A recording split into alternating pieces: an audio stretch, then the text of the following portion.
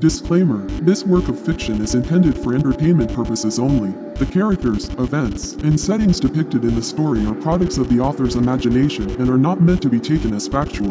Any resemblance to actual events, locales, or persons, living or dead, is purely coincidence. The story may contain mature themes, language, or content that may not be suitable for all audiences. Viewer discretion is advised.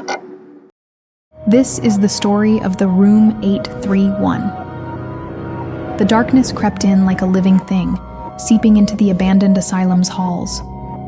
Benny Bronco, the lone security guard, patrolled the decaying corridors, his flashlight casting eerie shadows on the walls. The hospital's history was steeped in tragedy and madness, with tales of botched lobotomies and patient abuse. But Benny Bronco wasn't one to believe in ghost stories. He had a job to do, and that was it. As he walked, the creaking of the old wooden floorboards beneath his feet seemed to echo through the empty halls. Benny Bronco shone his light into the dark recesses of each room, his eyes scanning for any sign of intruders. But he knew he was alone. The asylum had been closed for years, a testament to the horrors that had taken place within its walls. That was when he stumbled upon Room 831. The door creaked open, revealing a space that seemed untouched by time. Medical equipment lay scattered, and a single rusted hospital bed stood center stage. Benny Bronco's skin crawled as he approached the bed, noticing a patient's chart still attached. He picked it up, his eyes scanning the scribbled notes.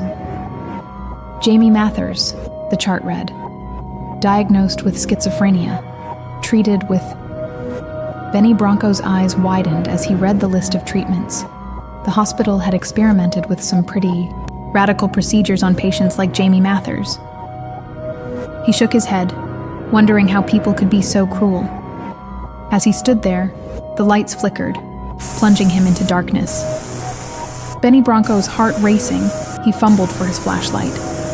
When the beam flickered back to life, Jamie Mathers' chart now read, Security Guard Benny Bronco. A chill ran down his spine. Suddenly, Benny Bronco wasn't alone. Footsteps echoed down the hall, growing louder. The security guard's own voice whispered back, Room 831. Room 831. Benny Bronco spun around, shining his light down the corridor. But there was no one there. The footsteps grew louder, and Benny Bronco's heart pounded in his chest. He knew he had to get out of there, but his feet seemed rooted to the spot. The voice grew louder, more insistent. Room 831, room 831. Benny Bronco's screams were drowned out by the sound of his own footsteps, echoing down the hall. He ran, but the voice followed, growing louder, more menacing. Benny Bronco stumbled, his flashlight flying out of his hand. As he picked it up, he saw the patient's chart on the floor.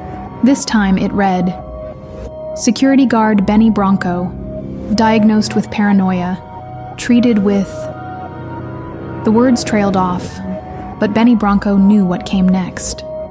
The treatments, the experiments, the madness.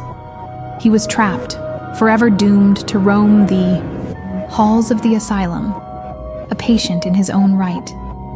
The lights flickered once more, and Benny Bronco's screams were lost in the darkness.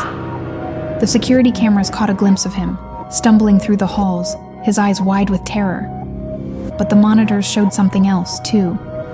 A figure in a white coat, standing just behind Benny Bronco, whispering in his ear. The next morning, the investigators and the police found Benny Bronco's car, parked outside the asylum. But Benny Bronco was never seen again. The asylum remained abandoned, its secrets locked within its crumbling walls. And in room 831, a patient's chart still read, Security Guard Benny Bronco.